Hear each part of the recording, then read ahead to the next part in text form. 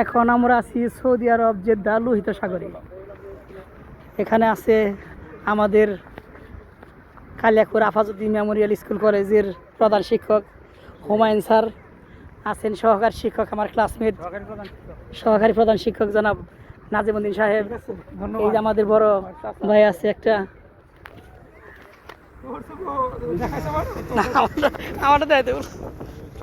এই যে আছি, আমার মাছ দেখতেছি, ওই যে মাছ দেখা যায় একটা। বাহ, ই মাছ না না না, কোরাল মাছ না, এই যে পাত্তা, এই পান মাছ নিচে জানি কই, ওই যে একটা মাছ দেখা যায়। হ্যাঁ, পান মাছ মনে হয়, ওই দেখা যায়।